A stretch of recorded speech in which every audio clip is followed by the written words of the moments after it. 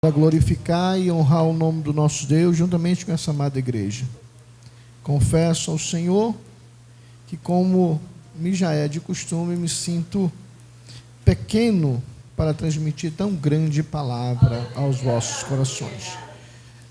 O nervosismo ainda é o mesmo desde a primeira vez que empunhamos a espada do Senhor para glorificar o nome do Senhor. Amém?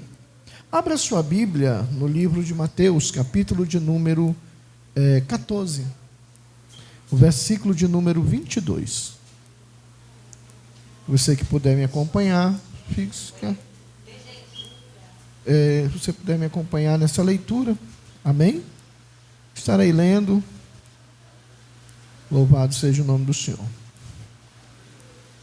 O Evangelho escreveu o evangelista Mateus, capítulo de número 14, no verso de número 22. Diz assim a palavra: E logo ordenou Jesus que os seus discípulos entrassem no barco e fosse diante para uma outra banda, enquanto se despedia a multidão. E, despedida a multidão, subiu ao monte para orar, à parte, e chegada já a tarde, estava ali só. O barco estava no meio do mar, açoitado por ondas, porque o vento era contrário. Mas à quarta vigília da noite, se dirigiu Jesus para eles, caminhando por cima do mar. E os discípulos, vendo o caminhar sobre o mar, assustaram-se, dizendo: é um fantasma. E gritaram com medo. Jesus, porém, lhe falou logo, dizendo: tendes bom ânimo, sou eu, não temas. E respondeu-lhes Pedro e disse: Senhor, se és tu, manda ir ter contigo por cima das águas. E ele disse: vem. E Pedro, descendo do barco, andou sobre as águas para ir ter com Jesus. Mas, sentindo o vento forte, teve medo e começou a ir para o fundo e clamou, dizendo: Senhor, salva-me. Amém? Fecha teus olhos, inclina a tua cabeça, leva teu pensamento no trono da graça de Deus. Pede a misericórdia do Senhor sobre a tua vida, porque a misericórdia do Senhor são a causa de não sermos consumidos, e por elas se renovam toda manhã e nos dá força para caminhar. Pai, obrigado por esta oportunidade. Obrigado, Senhor, por estar aqui com esses amados irmãos, glorificando e exaltando o teu nome. Senhor, eu peço humildemente que tu me ensine a direcionar a tua palavra, que tu me dê direção para o que tu colocou ao meu coração, porque eu sei, Senhor, que ao término desta palavra saberemos ainda mais que tu estás conosco, e com a tua presença as dificuldades, as tristezas, as angústias, as angúrias da vida serão pequenas diante do que tu vais fazer e realizar em nossas vidas. Pai, eu te peço, ajuda o teu povo a entender que o que tu queres dele e que tu queres fazer no meio dele depende unicamente, exclusivo de cada um que está aqui. Porque se acreditarmos na tua palavra, se acreditarmos naquilo que tu tens semeado em nossas vidas, alcançaremos corações sábios e entendidos e a alma firme para te glorificar, sabendo, Senhor, que diante de ti nações se dobraram, diante de ti reinos pereceram, mas a tua palavra permanece para sempre. E aquele que crê, diga amém. Aplauda Jesus. Tome seu assento. Toma teu assento, louvado seja Deus.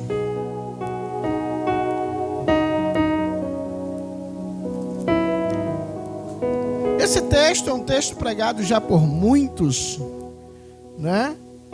Mas eu estava dirigindo há uns 2 dias atrás, e o Senhor colocou algo ao meu coração. E para que eu venha falar do texto que foi lido, eu quero trazer como pano de fundo o livro de Êxodo, para que você venha entender que quando Deus chama o homem, Ele não se preocupa com a capacidade intelectual que o homem tenha. E disso nós vamos falar da história de Moisés. Todos sabem que Deus, na época de Abraão, fez uma promessa e disse que o povo ficaria peregrino pelas terras de Canaã, e por um período passaria cativo em uma terra, um período de 400 anos. Esse período se foi, Moisés morreu, entrou José, José morreu, e o povo virou escravo na terra do Egito. Essa escravidão rendeu ao povo tristezas, amarguras, solidão, morte e dor. E aquele povo, quando pensava que estava só, quando pensava que Deus o havia esquecido, aconteceu diante deles uma revolução. Que revolução é essa? Deus tirou um dos filhos de Israel, botou no meio do palácio dos egípcios, ensinando a esse homem todas as instruções do povo daquela época. Um homem instruído, morado dentro do palácio, sendo chamado de filho da irmã, da filha de Faraó. Esse foi instruído para ser príncipe. Mas quando o homem dentro de si tem uma chamada, quando o homem dentro de si ele tem um prospecto de vida para a sua vida, Deus planeja, Deus faz de uma forma que o homem vai se encontrar com Deus. No momento que Deus determina, o homem pode estar escondido aonde for. E eu já te aviso logo, não te preocupa, porque na hora que tu diz, Senhor, ainda não está no tempo, o Senhor está dizendo, não tem problema, o tempo é meu, o tempo pertence a mim. A Bíblia diz que Moisés, olha, ele sai do palácio e vai andar no meio do povo, e ele vê o sofrimento, ele vê a escravidão, ele vê a tristeza do povo, que um dia ele soube falar daquele povo, e dentro de si se condoeu. Ele tomou uma atitude. Que atitude foi essa? Se precipitou, ele se lançou em cima, e com um só golpe desferiu sobre um egípcio, e esse morreu. Aqui eu já quero falar uma coisa para você que está me ouvindo hoje. Deus não precisa da tua ajuda. Não tenta ajudar Deus, porque todas as vezes que tu for ajudar Deus, a situação vai ficar mais difícil. Mas Deus é especialista para pegar a tua dificuldade e transformar em uma oportunidade. Olhe para essa pessoa que está ao teu lado e diz: o problema que você está atravessando, Deus está criando uma oportunidade. Não, você está entendendo o que eu estou dizendo? A dificuldade que você está atravessando é Deus dizendo: vai por aí, mas não te preocupa não, já estou costurando uma oportunidade para os seus escolhidos. Deus tem um plano de mudança. Quem está me ouvindo, abre a boca e adora.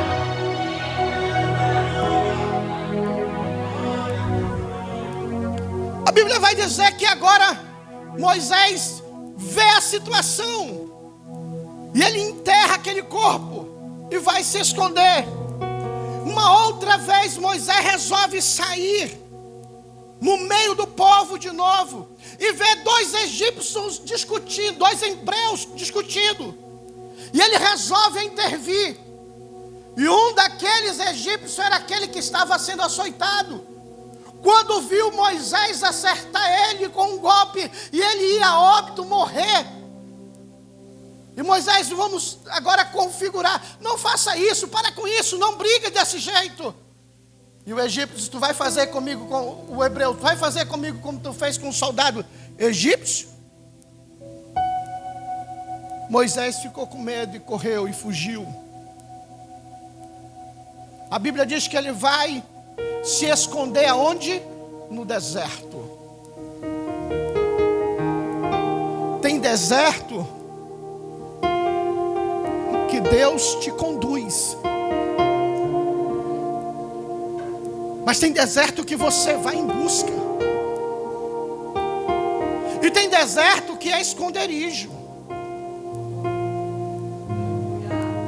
Moisés foi se esconder no deserto de Midian. Lá ele encontrou a sua esposa, casou com ela. Mas Moisés tinha o quê? Diga comigo, uma chamada. Não, diga comigo, uma chamada. Se você não pregar comigo, eu prego de novo. Diga, uma chamada. Isso. Você tem que acordar, você tem que saber que quando Deus tem uma chamada com você, você está lá no deserto. Mas ele olha assim, disse assim: Pastor Carlos, se esconda não. Pois eu sei onde você está. Mesmo dentro das 4 cantos fechado, eu sei aonde você está. Por que, pastor Vanderlei?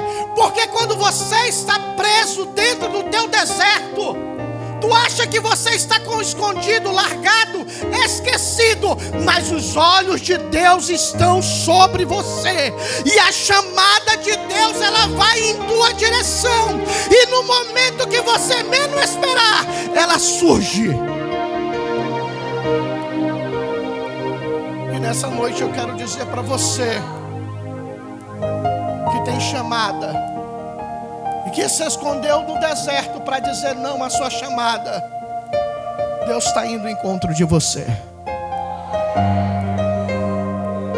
Em determinado momento da vida do homem, o homem pensa que ele não serve para um negócio, e é verdade. Da maneira que Moisés estava, ele não servia para o negócio, porque ele é irado, ele era intelectual, ele era cheio das artimanhas humanas, porque o homem em si, ele é articuloso, ele dá um passo já prevendo o que vai acontecer lá na frente. Mas o homem que confia em Deus, ele dá um passo na confiança. Deus é que vai na minha frente. Eu não preciso articular, eu não preciso costurar nada. Deus é que vai direcionar, porque eu estou numa situação difícil e Ele já está planejando a minha vitória. Quem crê, quem crê, quem crê, quem crê, abre a mão, abre a boca e adora Ele.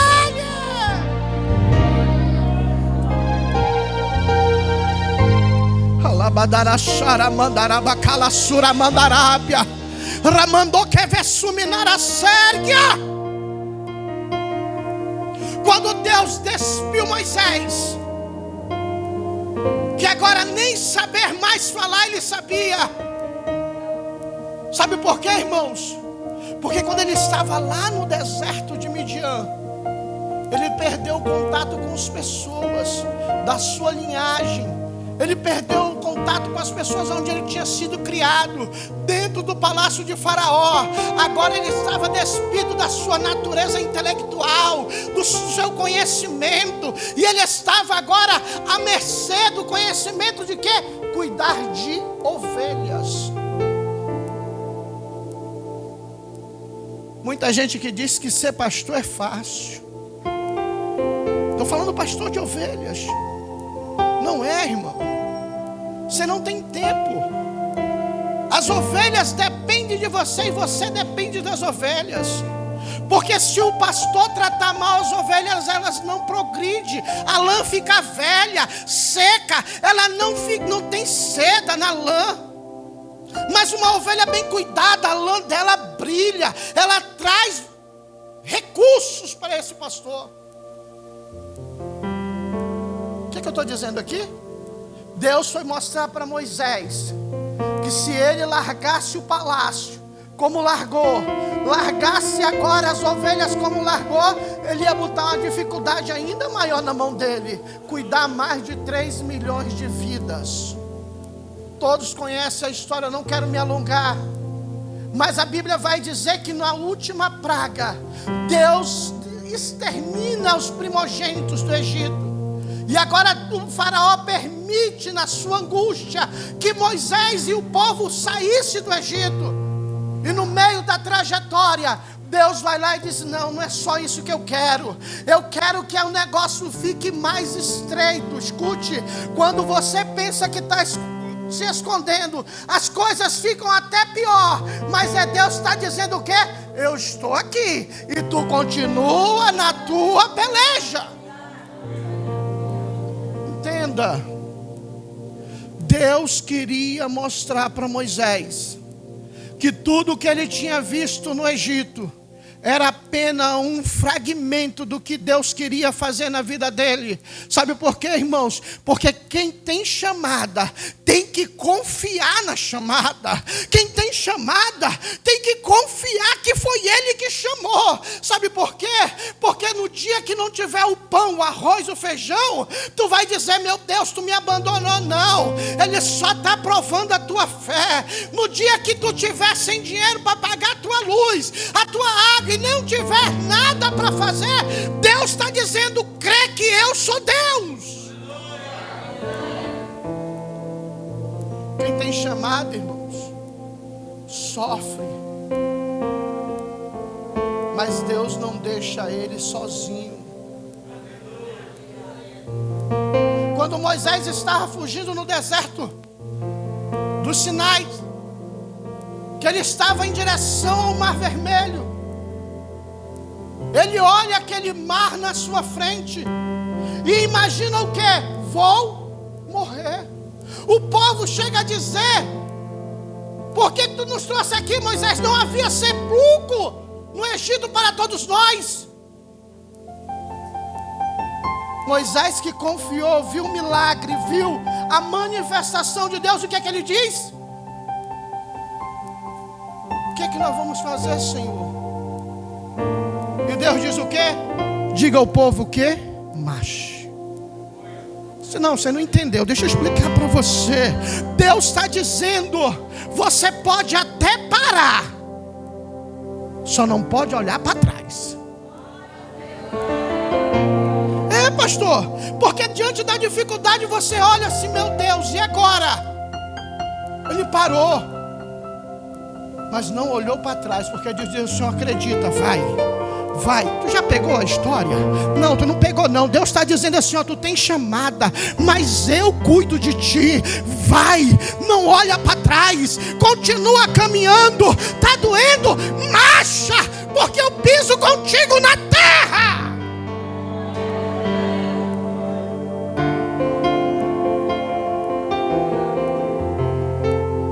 E o que tu tem nas mãos, Moisés? Um cajado. Toca nas águas. Só que tem uma vertente nisso. Deus diz para Moisés tocar na água, mas ele não estava perto da água. Ainda faltava alguns quilômetros que o povo tinha que percorrer. Está doendo, filho? Para não, continua marchando. Estão te criticando? Para não, continua marchando. Hoje é moda ser crente. Hoje é moda ser servo. Já abrir a boca para dizer que serve a Cristo é muito bom. É muito modismo. Passa a semana na faculdade fazendo o que agrada a carne. No domingo vem para dentro da igreja abrir a boca e dizer que glorifica a Deus. Passa o dia na semana da escola fazendo o que agrada a sua própria carne. No domingo quer cantar, quer glorificar. Escuta, Deus tem algo contigo, mas do teu jeito não serve. Serve do jeito dele. E do jeito dele ele vai te moldar, ele vai te tratar. E ele vai te colocar na posição. Badacamando nemi calanara suminai. Rimi caladara suminara nábia. Lebra sute révia. Rebadoque mene révia cai. Tepa pomene renara sumicaia. Lebra suriminara bacai. Tem um vento de Deus entrando aqui. Quem tá ligado vai sentir.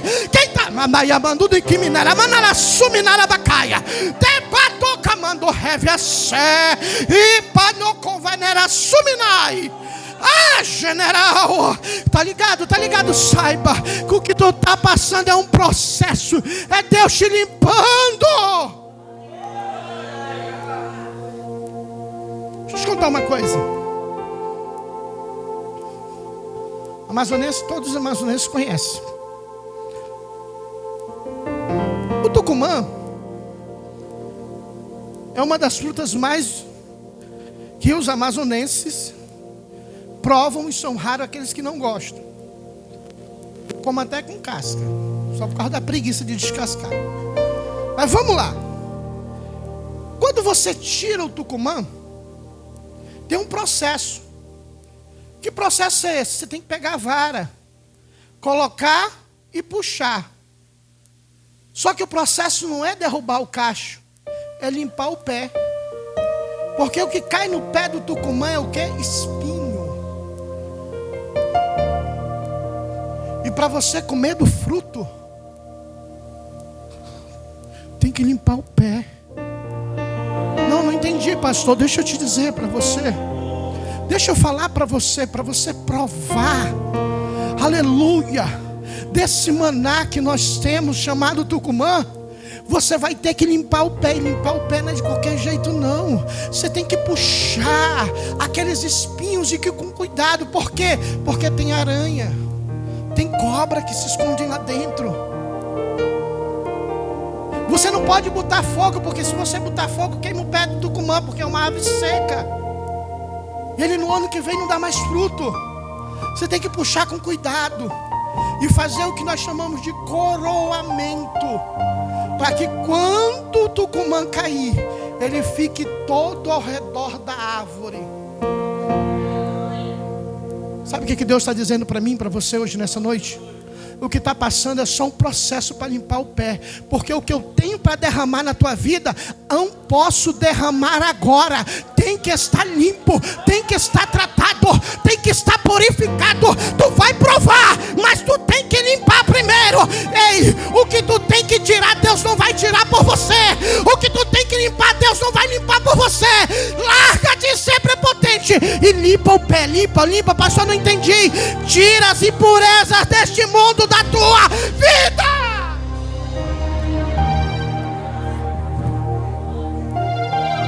A fruta é boa, mas Deus pode derramar e tu não aproveitar nada e dizer: ah, Deus não é bom.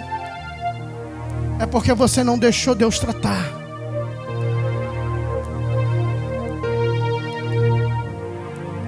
Mas eu quero me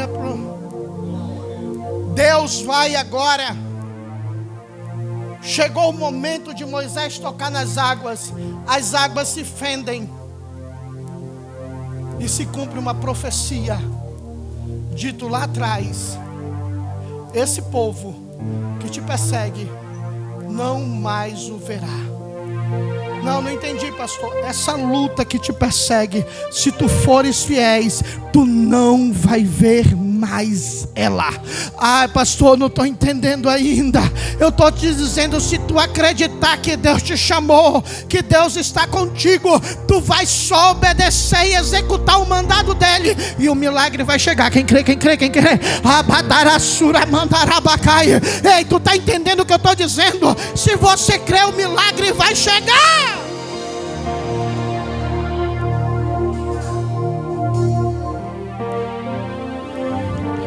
E Moisés toca nas águas.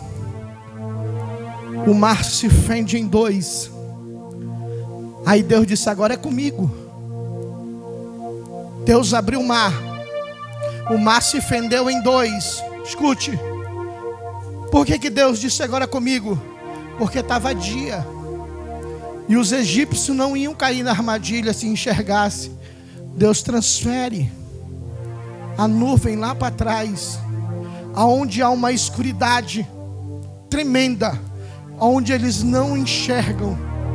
E quando a Bíblia relata que eles entram na água com os seus carros e cavaleiros, eles perecem. Pastor, o que você está dizendo? Não te preocupa com quem está te falando mal, quem está te apontando. Não te preocupa com a luta que você está passando. Deus vai exterminá-la da tua vida, desde que tu creia que o milagre vem dele. Por que, pastor? Porque a honra é dele, a glória é dele, o louvor é para ele, a adoração é a ele, porque tudo vem dele. Se canta porque tem o dom, e quem deu o dom foi Deus.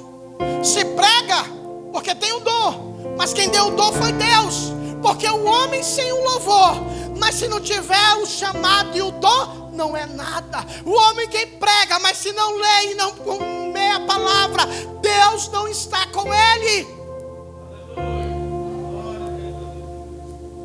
Faz a tua parte, para Deus fazer a dele.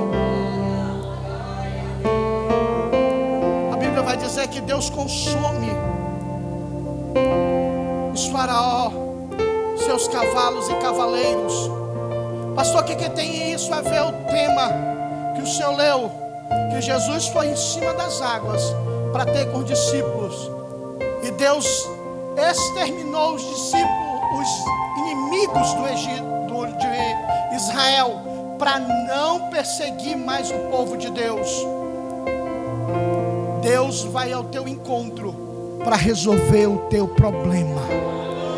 Não, você ainda não entendeu. Deus está dizendo: acredita na tua chamada e eu mudo a tua história. Acredita na tua chamada e eu faço mover a mão de Deus na tua vida. Acredita que eu te chamei e tu verás a glória de Deus.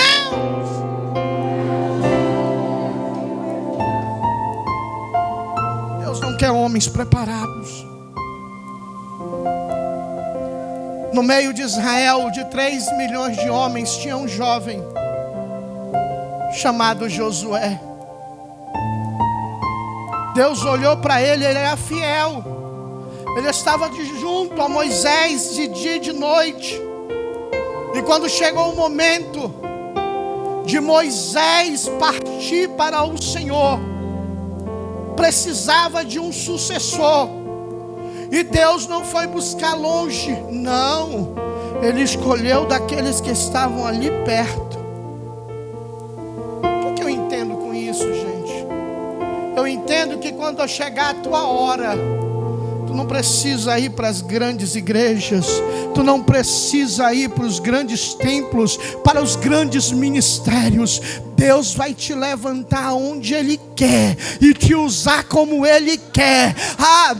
Não, você não entendeu. Eu quero te dizer que Deus te quer plantar e quer fazer você frutificar onde você está plantado. Não adianta tu ficar pulando de lá para cá, daqui para lá, porque Deus sabe quem tu é, e na hora certa a chamada vem, na hora certa a porta.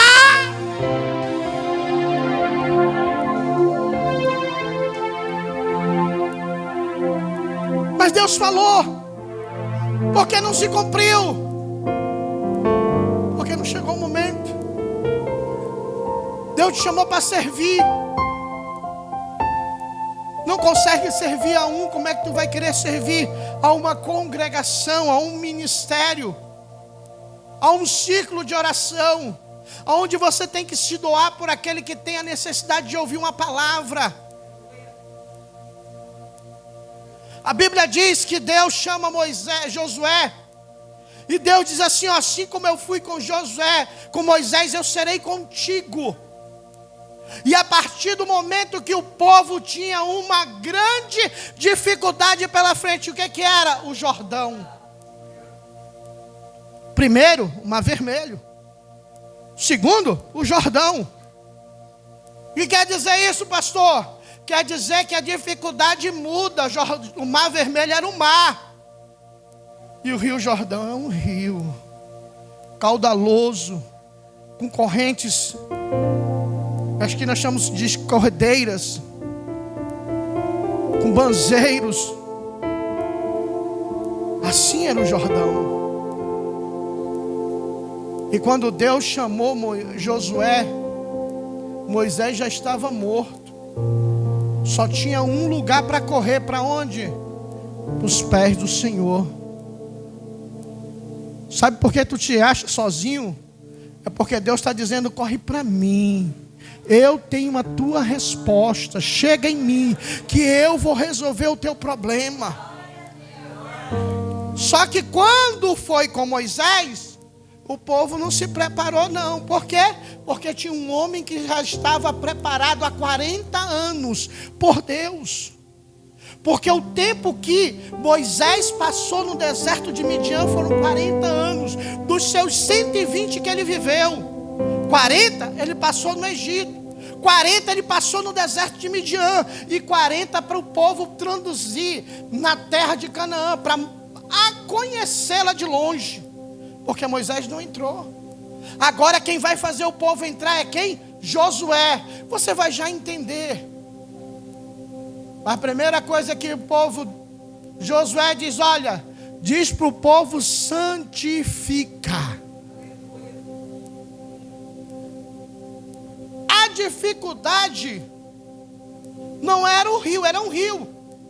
Mas sabe qual era a dificuldade? Santificar. Sabe qual era a dificuldade? Consagrar a vida. Era jejuar para que Deus fizesse algo verdadeiro. Eu quero vitória, mas a minha vitória acaba no primeiro pedaço de pão que eu vejo. Estou falando de mim, estou falando de você não. Eu não como um, como 6. Eu e o pão temos uma afinidade grande.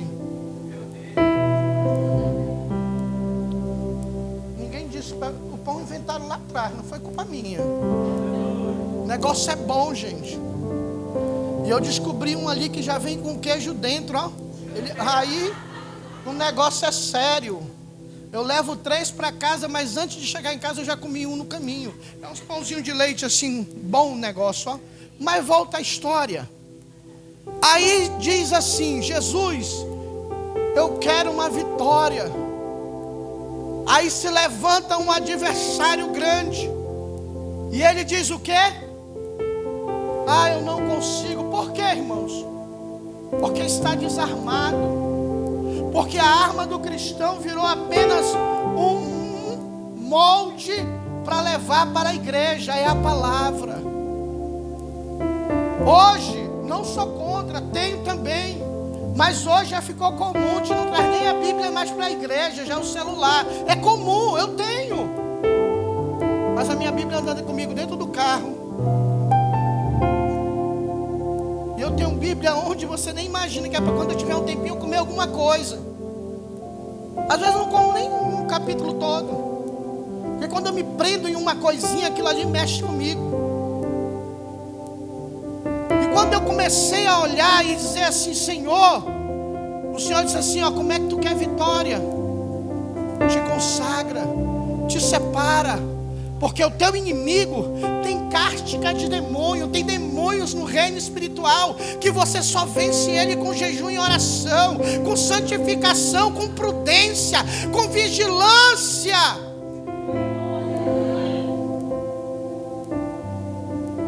Essa semana uma missionária, uma pastora que mora fora do estado, ligou para mim e disse: pastor, eu vi uma situação assim, assim, assim, vigie.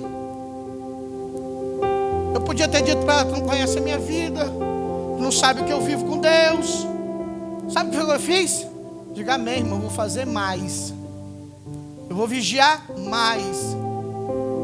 Eu vou entender que o inimigo já viu uma brecha que eu ainda não vi. Então eu tenho que olhar mais à frente. E o que é essa brecha? Eu não sei.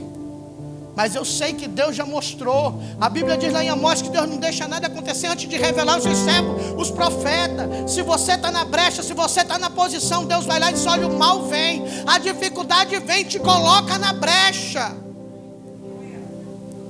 Pastor, então o que é que eu tenho que fazer? Eu fiz. Digo, a partir de hoje eu vou fazer isso. consagrar e santificar. Uma diferença da consagração para a santificação. A santificação, tu deixa de fazer aquilo que desagrada a Deus. A consagração, tu começa a consagrar a tua vida em jejum e oração a Deus. Por quê? Porque o inimigo, ele vai vir bater na tua porta mais uma vez, se tu não estiver preparado para dizer: aqui não, porque eu quero morar no céu e eu tenho uma chamada. Quem está entendendo? Quem está entendendo? O mar não abre, mas tu tem uma chamada, Deus vai fazer tu atravessar.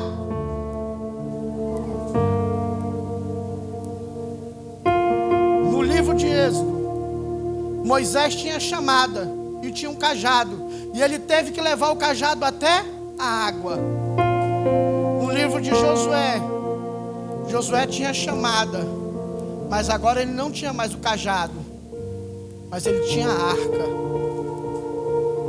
Ele tinha o quê? A presença. Ah, pastor, mas eu não sou pastor.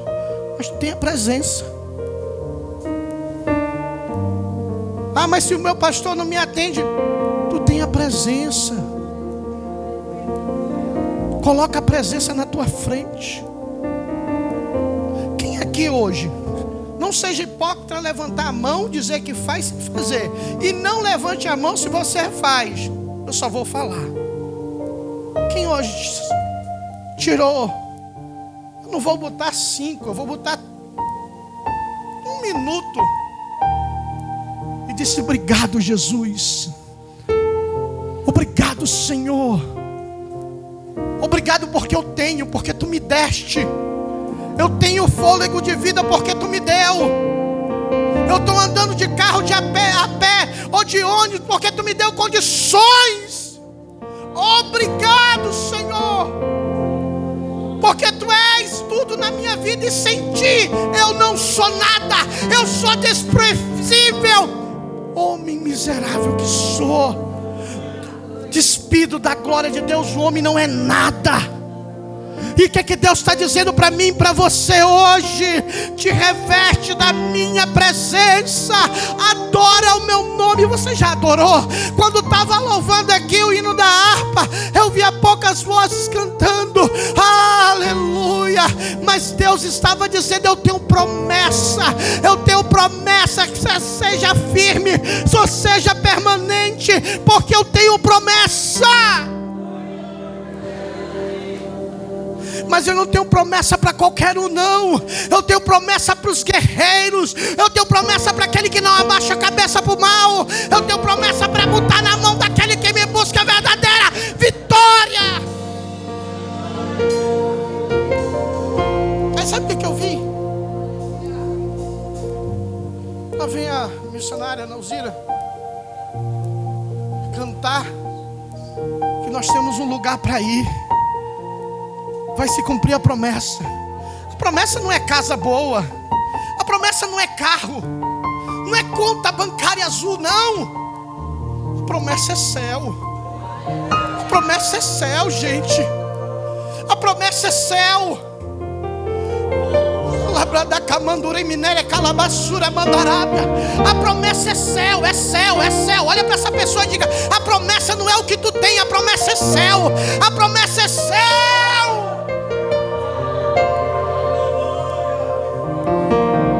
Porque, pastor, não é o que tu tem? Porque o homem só acredita naquilo que ele tem.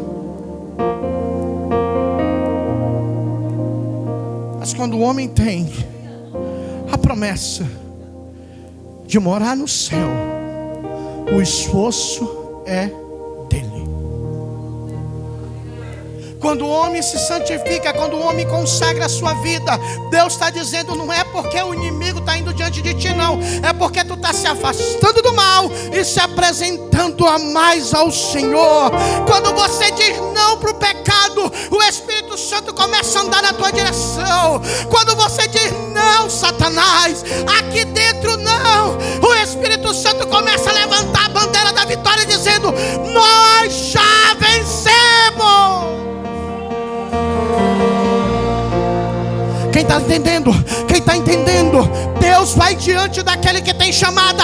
Não é para ele ser um derrotado, é para ele ser mais que vencedor. Quem crê? Quem crê? Abre a boca e glorifica. Abre a boca e exalta. Abre a boca.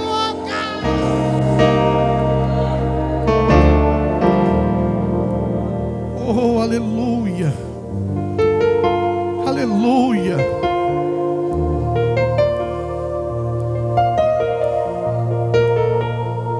A Bíblia diz,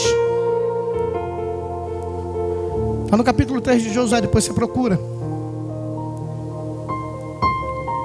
Deus disse, a 2.000 côvados de distância, aproximadamente 900 metros, a distância entre a arca e o povo. Sabe por que isso? Porque quando o povo, os sacerdotes colocassem o pé na água, o milagre ia começar a acontecer. Só que eu e você somos naturais. A gente só acredita vendo. E a Bíblia vai dizer, a mais ou menos 1 quilômetro acima da onde o povo estava passando, as águas já tinham sido interrompidas. Só que quando termina aqui, ainda vai escorrer a água para cá. E agora o povo teria que ver os sacerdotes entrar na água. E conforme eles iam entrando, a água ia diminuindo. Conforme eles iam passando, a água ia afindando. Aleluia, para quando o povo terminasse, presta atenção. Para quando o povo chegasse no lugar de passagem, ele passava a pé seco. O que é isso, pastor?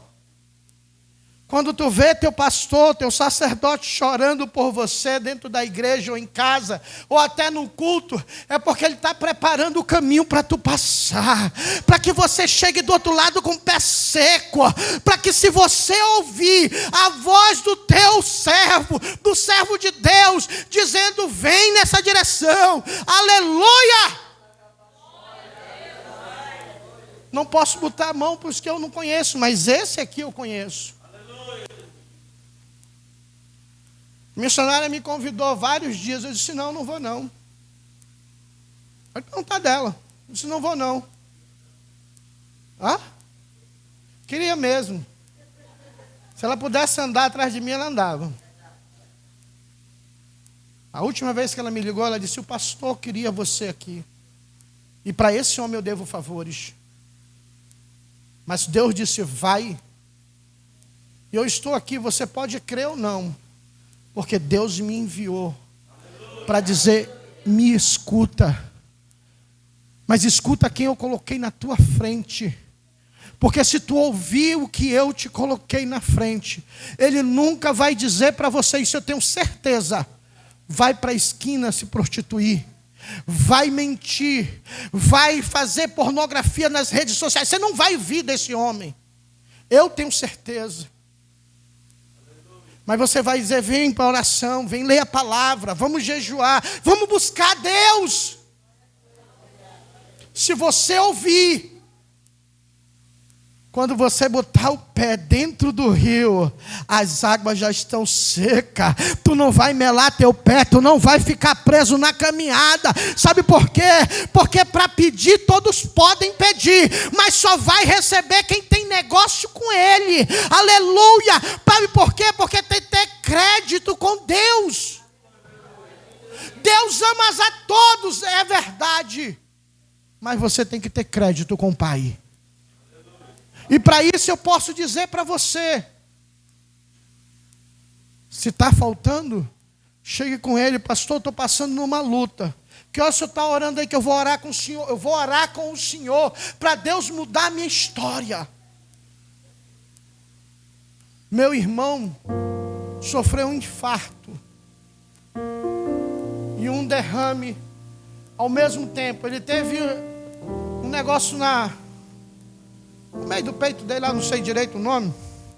Que engraçado, e quando ele colocava o tubo, ele era entubado, ele respirava tranquilamente. Aí os médicos diziam, ele já está bom, tira. Quando tirava, ele piorava. E quando foram ver, era uma membrana que tinha no meio do peito dele ali, que tapava o fôlego para o pulmão. E ele tinha essa enfermidade desde criança e não sabia. Ele ficou 39 dias dentro do 28 de agosto. Quando foi um dia, eu chorando dentro do meu carro, eu disse: Deus, eu pago o preço por muitas pessoas que me pedem oração. Eu vou pagar preço pelo meu irmão, eu quero vê-lo sair daquele lugar. E eu comecei a pagar o preço por ele. Comecei a clamar: Senhor, eu não aceito. Nós somos apenas 4. Não temos mãe nem pai. Temos nossa família, aonde somos o patriarca dela, mas não temos alguém sobre nós. Mas eu sou pastor, Senhor, e eu vou colocar a minha vida no teu altar, porque eu quero ver a vida do meu irmão sair daquele hospital. No dia que eu coloquei o pé lá, que eu olhei para ele, eu vi um anjo do lado da cama dele. Fez assim para mim, ó. Eu estou tratando. Eu calei a boca, saí de lá, falei para o meu outro irmão, disse: não te preocupa, ele não vai morrer. Deus está tratando com ele. Aí tu sabe o que ele dizia na igreja onde ele congregava? Que ele congrega? Eu não sei o que é que Deus quer comigo. Eu não sei qual é a minha chamada. Eu não tenho testemunho para contar, nunca fui nada. Aí Deus disse: espera aí, eu vou preparar um testemunho para ti. Passou 39 dias. Aonde ele, quando ele começou a voltar, foi pior do que quando ele entrou. Porque de tanto ele estar naquela cama de hospital, ele pegou aquela enfermidade nas partes. E começaram a comer as suas carnes. E ele gritava: Deus, está doendo. Mas não saía nada, que ele estava entubado. Agora ele ia ter testemunho, porque era ele e Deus, Deus e ele. E eu, o pastor dele, a esposa dele, orando, todo mundo pedia oração para os meus amigos que são pastores, missionários, pastor Carlos, pedia oração. Eu disse: Deus, ele tem chamada. Esqueci, acho que 2 semanas antes eu esqueci do meu irmão. Aí vou na casa do meu outro irmão. Eu disse: ei, rapaz, como é que tá? Tudo bem? Tudo. Ele disse: tu já foi lá na casa do Nê? Eu disse: não. Ele já está em casa? Vixe, saiu, já tem, foi segunda-feira. Eu disse: como é que é? Já. E eu disse: obrigado, Senhor, porque tu vai de encontro àquele que tem chamada. Não importa como tu estás, nem aonde tu estás, tu tens chamada, Deus vai na tua direção. Jesus, quando viu os discípulos no meio do mar, sendo açoitado agora pelos ventos e pelas águas, ele começa a andar por sobre as águas em direção, dizendo: olha, Moisés tinha um cajado, Josué tinha a arca, mas quem crê em mim tem a minha presença. Eu vou na tua direção, eu vou adiante de ti. Quem está crendo? Ele está andando na tua direção. Ele está andando na tua direção. Quem crê, quem crê, quem crê, quem crê, abre a boca e adora ele. Adora, adora, adora, adora, adora. Adora, adora. Aleluia. Abadara suminara séria. Ela mandou revia sumarabacandarábia.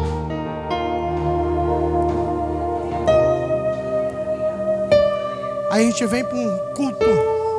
Deus levanta o profeta e diz: ó, Deus vai mudar a tua história. Aí Pedro levanta lá do barco e diz assim: opa, eu sou o primeiro. Senhor, se és tu, manda ir ter contigo. Vem, Pedro.